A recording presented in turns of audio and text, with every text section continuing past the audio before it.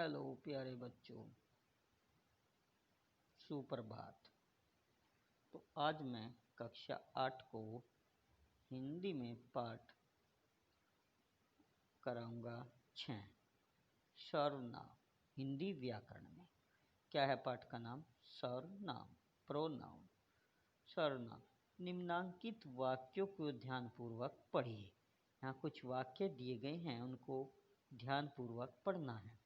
यह गांधी जी का चित्र है। वे एक महान व्यक्ति थे। उनके पिता का नाम करमचंद गांधी था। उनकी माता का नाम पुतलीबाई था। उन्होंने भारत की स्वतंत्रता के लिए अनेक आंदोलन चलाए। वे सदा सत्य बोलते थे। वे सत्य व अहिंसा के महान उपासक थे।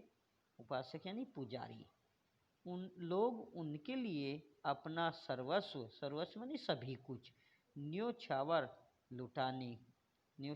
करने को तैयार रहते थे। यानी लुटाने के लिए, उनको देने के लिए तैयार रहते थे। उपयुक्त वाक्यों में गांधी जी संज्ञा शब्द के स्थान पर यह, वे, उनके, उनकी, उन्होंने, उनके लिए शब्दों का प्रयोग किया गया है। ये सभी शब्द सर्वनाम हैं। वे शब्द जो संज्ञा के स्थान पर प्रयुक्त किए जाते हैं सर्वनाम कहलाते हैं। जैसे मैं, हम, तुम, वह, वे, आप आदि। यानी संज्ञा के स्थान पर प्रयोग किए जाने वाले शब्दों को सर्वनाम कहते हैं। सर्वनाम क्या होते हैं? मैं, हम, तुम, वह, वे, आप आदि। अब सर्वनाम के भेद। सर्वनाम के 6 भेद होते हैं। कितने भेद? 6 भेद। पुरुषवाचक सर्वनाम, निश्चयवाचक सर्वनाम, अनिश्चयवाचक सर्वनाम, संबंधवाचक सर्वनाम, प्रश्नवाचक सर्वनाम, निजवाचक सर्वनाम। तो सबसे पहले चलते हैं पुरुषवाचक सर्वनाम। अब इनके बारे में विस्तार से पढ़ते हैं। तो सबसे पहला है पुरुषवाचक सर्वनाम।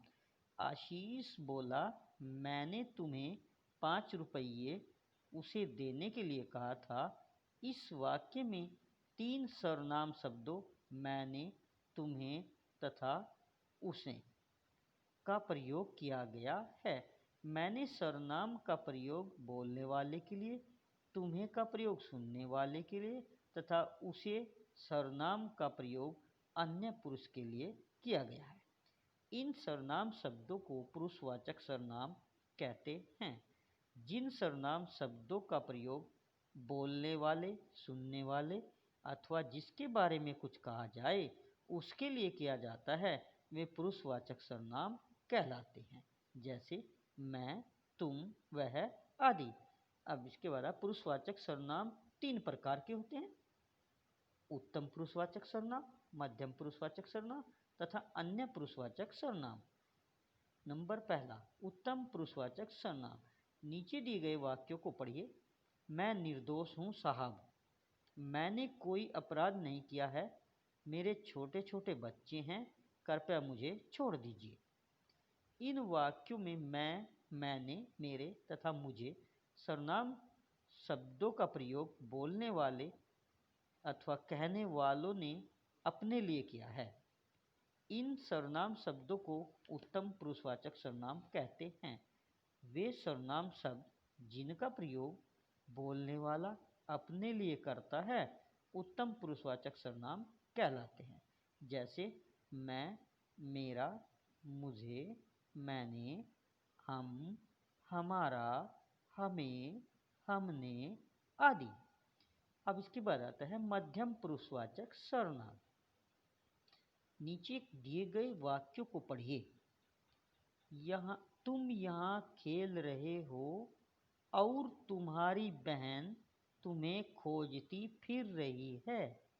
उपर्युक्त वाक्यों में तुम, तुम्हारी तथा तुम्हें शब्दों का प्रयोग बोलने वाले ने सुनने वालों के लिए किया है।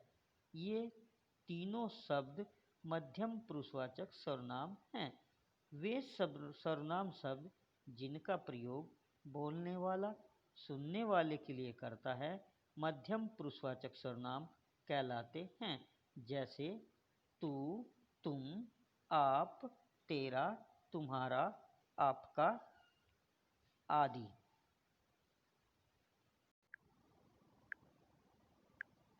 अब आता है अन्य पुरुषवाचक सर्वनाम। नीचे दिए गए वाक्यों को पढ़िए। वह विद्यालय जा रहा है। उपयुक्त वाक्य में वह शब्द बोलने वालों ने अन्य पुरुष के लिए प्रयोग किया है। यह अन्य पुरुषवाचक सर्वनाम है। वे अन्य पुरुषवाचक सर्वनाम है वे शब्द जिनका प्रयोग बोलने वाला अन्य पुरुष के लिए करता है अन्य पुरुषवाचक सर्वनाम कहलाते हैं। जैसे वह, वे, उसका, उनका, उसे आदि। इसके बाद आता है निश्चयवाचक सर्वनाम। निश्चयवाचक सर्वनाम। नीचे दिए गए वाक्यों को पढ़िए। यह मेरी पुस्तक है। वह राम का घर है। इन वाक्यों में यह तथा वह शब्द किसी व्यक्ति अथवा वस्तु की ओर निश्चयपूर्वक संकेत करते हैं। इन्हें निश्चयवाचक सर्वनाम कहते हैं। वे सर्वनाम शब्द जिनका प्रयोग किसी निकट अथवा दूरस्थ वस्तु की ओर संकेत करने के लिए किया जाता है निश्चयवाचक सर्वनाम कहलाते हैं। यानी या तो पास की वस्तु हो या दूर की हो, लेकिन निश्चित दूरस्थ वस्तु की ओर संकेत करने के लिए किया जाता है उन्हें निश्चयवाचक सर्वनाम कहते हैं। निश्चयवाचक सर्वनाम को संकेतवाचक सर्वनाम भी कहा जाता है। जैसे यह, वह, वे, ये आदि। इसके बाद आता है अनिश्चयवाचक सर्वनाम। नीचे दिए गए वाक्यों को पढ़िए। शायद दूध में कुछ पड़ा है। दरवाजे के बाहर कोई खड़ा है। इन दोनों वाक्यों में कुछ तथा कोई शब्द किसी विशेष व्यक्ति अथवा वस्तु की ओर संकेत नहीं कर रहे हैं। इन्हें अनिश्चयवाचक सर्वनाम कहा जाता है। जो सर्वनाम शब्द किसी निश्चित व्यक्ति अथवा वस्तु की ओर संकेत नहीं करते हैं अनिश्चयवाचक सर्वनाम कहलाते हैं। जैसे कोई, कुछ, किसी को, किन्हीं को आदि। इसके बाद आता है संबंधवाचक सर्वनाम। नीचे दिए गए वाक्यों को पढ़िए। जो अभ्यास करेगा सो अवश्य सफल होगा। जैसा करोगे वैसा भरोगे। इन वाक्यों में आए शब्द जो, सो, जैसा, वैसा शब्द दो सर्वनामों में संबंध बताते हैं, अतः ये संबंधवाचक सर्वनाम कहलाते हैं। वे सर्वनाम शब्द जो वाक्य में किसी दूसरे सर्वनाम से संबंध बताते हैं संबंधवाचक सर्वनाम कहलाते हैं। जैसे जिन्होंने, जिसने, जो, जैसा आदि। इसके बाद आता है प्रश्नवाचक सर्वनाम।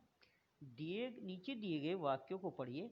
दरवाजे पर कौन खड़ा है, यानी प्रश्न किया गया है कौन खड़ा है। आपने यह क्या कर दिया, क्या कर दिया। आपके पास क्या है, क्या है। तो ये प्रश्न पूछा गया। इन वाक्यों में कौन तथा क्या सर्वनाम शब्दों का प्रयोग प्रश्न पूछने के लिए किया गया है, अतः ये प्रश्नवाचक सर्वनाम हैं। वे सर्वनाम शब्द जिनका प्रयोग प्रश्न पूछने के लिए किया जाता है प्रश्नवाचक सर्वनाम कहलाते हैं। जैसे कौन, क्या, किसने, किसको, किसे आदि। अब इसके बाद आता है निजवाचक सर्वनाम। निजवाचक सर्वनाम। नीचे दिए गए वाक्यों को पढ़िए। हमें अपना कार्य स्वयं करना चाहिए। वह कपड़े खुद धो रहा है। वह अपने आप चला जाएगा। इन वाक्यों में स्वयं, अपने आप तथा खुद शब्द कर्ता के साथ निजत्व में अपनापन अथवा अपनापन बताने के लिए प्रयोग किए गए हैं। ये निजवाचक सर्वनाम हैं। वे सर्वनाम शब्द जो कर्ता के साथ अपनापन बतलाने के लिए प्रयोग किए जाते हैं निजवाचक सर्वनाम कहलाते हैं, जैसे स्वयं, खुद, अपने आप आदि। अब आगे चलते हैं सर्वनाम की रूप रचना। क्या है आगे का टॉपिक? सर्वनाम की रूप रचना। तो सबसे पहला आता है पुरुषवाचक उत्तम पुरुष मैं। कारक एक वचन बहुवचन। कर्ता कारक कौन सा हुआ? कर्ता। एक वचन में मैं, मैंने। बहुवचन हम, हमने, हम लोग, हम लोगों ने। अब है कारक है कर्म। मुझे, मुझको। बहुवचन है हमें, हमको, हम लोगों को। कारक है करण। करण कारक मुझसे, मेरे द्वारा, हमसे, हमारे द्वारा, हम लोगों से। फिर है कारक संप्रदान। एक वचन में आएगा मुझे, मुझको, मेरे लिए। बहुवचन में आएगा हमें, हमको, हमारे लिए। कारक हो गया अपादान। एक वचन में मुझसे, बहुवचन हमसे, हम लोगों से। कारक हो गया संबंध। एक वचन में होगा मेरा, मेरे, मेरी। बहुवचन में होगा हमारे, हमारा, हमारे, हमारी। कारक हो गया अधिकरण कारक। तो एक वचन मुझ में, मुझ पर। बहुवचन में हम में, हम पर। अब सर्वनाम शब्दों में संबोधन कारक नहीं होता। सर्वनाम शब्दों में संबोधन कारक नहीं होता। अब दूसरा नंबर आ गया पुरुषवाचक मध्यम पुरुष तू।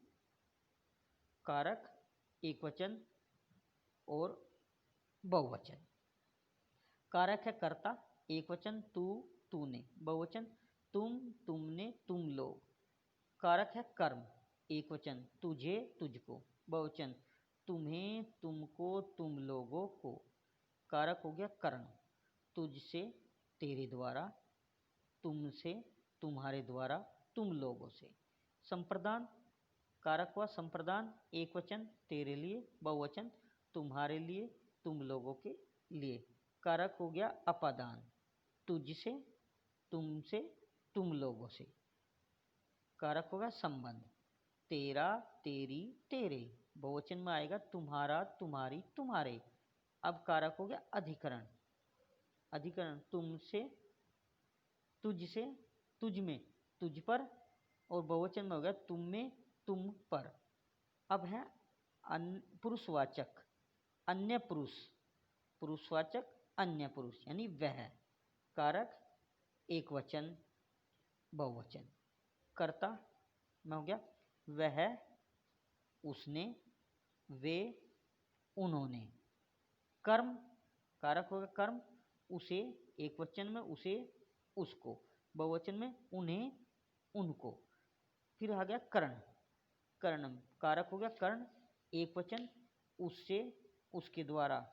बहुवचन में हो गया उनसे, उनके द्वारा। अब आता है कारक हो गया संप्रदान। उसके लिए, उसको। बहुवचन में हो गया उनके लिए, उनको। अपादान कारक हो गया अपादान उससे, एक वचन, और उनसे, उन लोगों से, बहुवचन। उसके बाद आता है संबंध। कारक हो गया संबंध उसका, उसकी, उसके। एक वचन में। बहुवचन में हो गया उनका, उनके, उनकी। कारक हो गया अधिकरण। एक वचन में उसमें, उस पर। बहुवचन में उनमें, उन पर। आगे चलते हैं। अब आगे आता है हमारा सर्वनाम से संबंधित विशेष बातें। सर्वनाम से संबंधित विशेष बातें। आदर अथवा सम्मान प्रकट करने के लिए बहुवचन के सर्वनाम का प्रयोग किया जाता है, जैसे वे मेरे पिताजी हैं। अध्यापक जी विद्यालय नहीं आएंगे, वे छुट्टी पर हैं। तू के प्रयोग का प्रचलन अब नहीं रहा है, परंतु बहुत अधिक स्नेह, समीपता अथवा आदर प्रकट करने के लिए तू का प्रयोग के लिए इसका प्रयोग किया जा सकता है। यानी तू जो है भद्दा सा शब्द हो गया है अब्जा, लेकिन फिर भी आदर प्रकट करने के लिए, स्नेह दिखाने के लिए, समीपता लाने के लिए इसका प्रयोग किया जा सकता है।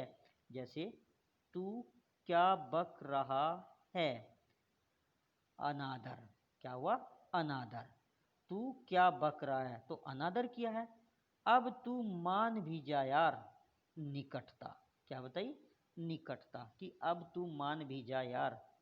सम्मान प्रकट करने के लिए एक व्यक्ति के लिए तू के स्थान पर तुम का प्रयोग किया जाता है। जैसे तुम कहाँ जा रहे हो। आजकल मैं के स्थान पर हम का प्रयोग किया जाने लगा है। अधिकारी गण, लेखक, राजा, महाराजा अपने लिए हम का प्रयोग करते हैं।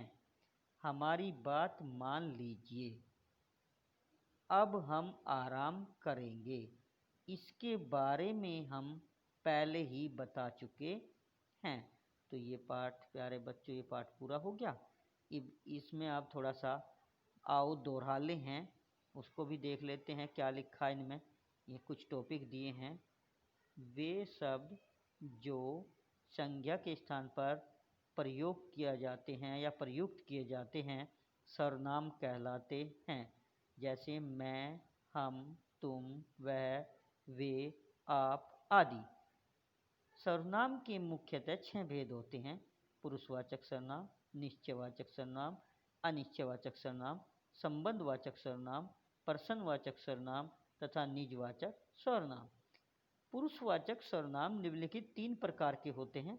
उत्तम पुरुषवाचक सर्वनाम, मध्यम पुरुषवाचक सर्वनाम तथा अन्य पुरुषवाचक सर्वनाम। वे सर्वनाम शब्द जिनका प्रयोग किसी निकट अथवा दूरस्थ यानी किसी पास अथवा दूर की वस्तु की ओर संकेत करने के लिए किया जाता है, निश्चयवाचक सर्वनाम कहलाते हैं। जो सर्वनाम शब्द किसी निश्चित व्यक्ति अथवा वस्तु की ओर संकेत नहीं करते हैं, उन्हें अनिश्चयवाचक सर्वनाम कहते हैं। वे सर्वनाम शब्द जो वाक्य में किसी दूसरे सर्वनाम से संबंध बताते हैं, संबंधवाचक सर्वनाम कहलाते हैं। नेक्स्ट, वे सर्वनाम शब्द जिनका प्रयोग प्रश्न पूछने के लिए किया जाता है, प्रश्नवाचक सर्वनाम कहलाते हैं। वे सर्वनाम शब्द जो कर्ता के साथ अपनापन बतलाने के लिए यानी निजता बतलाने के लिए किए जाते हैं, निजवाचक सर्वनाम कहलाते हैं। तो प्यारे बच्चों, आपका ये पाठ समाप्त हुआ। मैंने इसको समझा दिया, पढ़ा दिया सारा। आप भी इसको 2-3 बार पढ़ें, समझें अच्छी प्रकार से और इसका अभ्यास कार्य करने का प्रयत्न करें। जब पढ़ लोगे आप 1 बार 2 बार तो आप खुद ही अभ्यास कार्य कर लोगे। तो अब हम नेक्स्ट वीडियो में इसका अभ्यास कार्य प्रश्न उत्तर कराएंगे। तब तक के लिए बच्चों धन्यवाद।